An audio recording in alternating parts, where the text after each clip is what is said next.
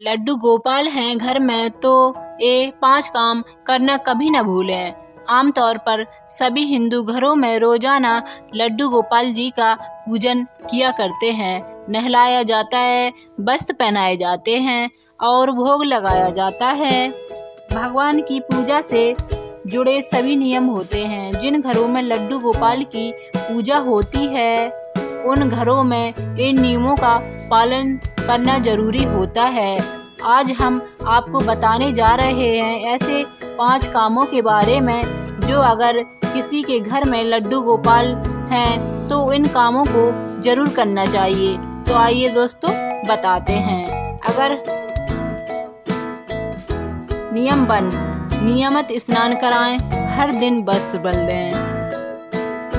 और अगर आप भी लड्डू गोपाल जी को अपने घर में ला रहे हैं तो सर्वप्रथम आपको अपने मन में यह भाव अवश्य रखना चाहिए कि अब यह आपका घर नहीं बल्कि लड्डू गोपाल जी का घर है और बाकी लोगों की तरह वह भी इस घर के सदस्य हैं। उसके बाद रोजाना नियम से उन्हें सुबह ही स्नान कराएं और रोजाना उनके वस्त्र बदलें।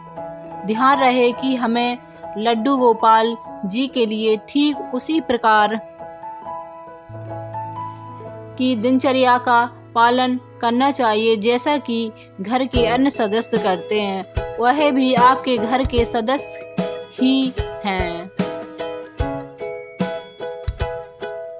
नंबर 2, अगर आप बाहर से खाने पीने की कोई वस्तु या फिर अन्य चीजें लेकर जा रहे हैं तो घर के सबसे छोटे सदस्य लड्डू गोपाल जी का भोग जरूर लगाएं। उन्हें घर का सबसे प्यारा और राज दुलारा सदस्य माना जाता है। यह मानते हुए घर में बनने वाले सभी पकवानों या फिर खाने की सभी वस्तुएं पहले उन्हें अर्पित करें।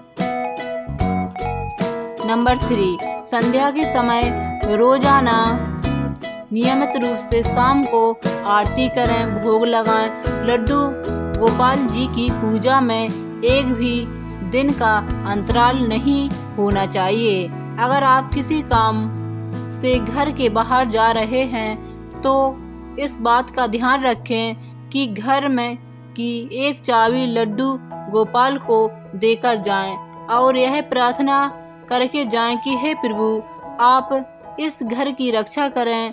आप चाहें तो ऐसा भी कर सकते हैं कि अपने किसी करीबी पड़ोसी को लड्डू गोपाल जी को सौंप कर जाएं ताकि वह रोजाना उनका भोग और पूजा कर सके।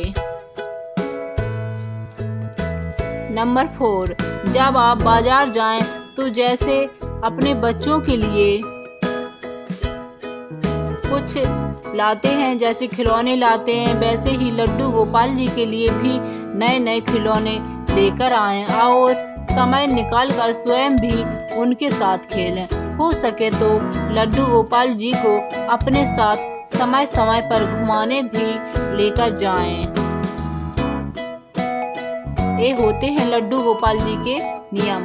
5वां नियम आपको बताते हैं। जिस प्रकार से घर के बाकी सदस्य सुबह स्नान के बाद नाश्ता करते हैं, फिर दोपहर में भोजन और शाम को फिर जलपान और रात में भी भोजन, ठीक इसी प्रकार से लड्डू गोपाल जी का भी कम से कम 4 बार भोग लगाना अनिवार्य है। माना जाता है कि जिस प्रकार छोटे बच्चे को बार बार भूख लगती है वैसे ही लड्डू गोपाल जी को भी भूख लगती है और उन्हें भी समय समय पर खिलाना जरूरी होता है। दोस्तों, आज हमने लड्डू गोपाल जी के 5 नियम आपको बता दिए हैं जो आपको विधि पूर्वक करना है। बोलो राधे राधे।